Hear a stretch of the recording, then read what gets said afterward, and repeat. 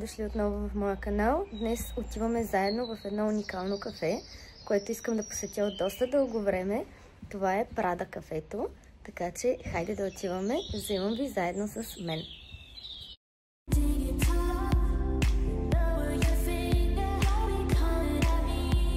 Вървя към кафето, но закъснявам малко, защото си изпуснах първия влак.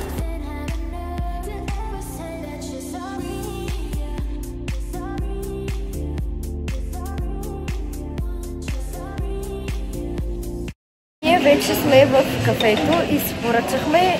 Честно да ви кажа, има доста голям избор от сладки неща, така че на нас ни беше доста трудно да изберем. Но аз си избрах пистачио тирамису и защото от много време искам да пробвам нещо с пистачио. Най-вече, извинявам се, заради дубайския шоколад, който е с пистачио.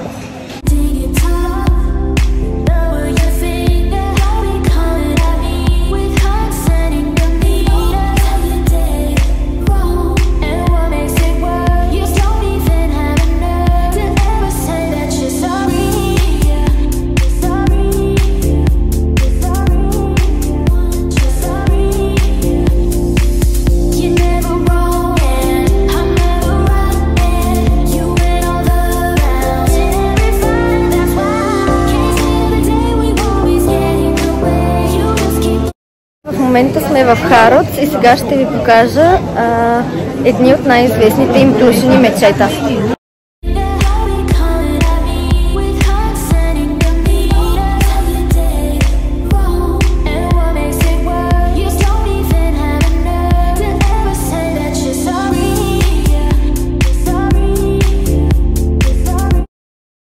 Ето тук минахме да разгледаме и някои очила, като имаше всякакви марки, Мио Мио, Диор, Шанел и така нататък. Тук ви показвам някои от тези, които всъщност пробвах.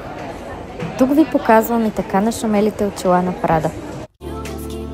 Също така видяхме, че Сваровски са пуснали тази нова колекция от бижута в колаборация с Ариана Гранде. Погледнете колко са красиви.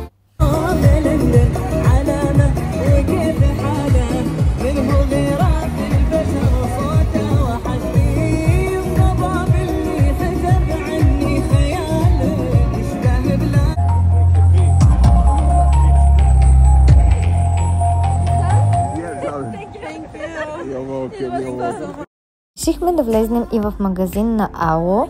Тази марка е доста популярна и много известни личности я рекламират. Една от тях е Джорджина, както Ким Кардашиан, Кайли Дженър и още много други. Искам да ви кажа, че впечатленията, с които останах, наистина е всъщност, че тази марка е доста прехвалена. Само вижте материята на този потник ето тук. Сякаш е от Shein. Наистина се разочаровах. Това беше за днес. Тук приключва влога. Беше малко кратичък този път, но по този начин мисля, че няма да бъде отегчаващ. И да, ако ви е харесало, лайк, subscribe, знаете. Целувки!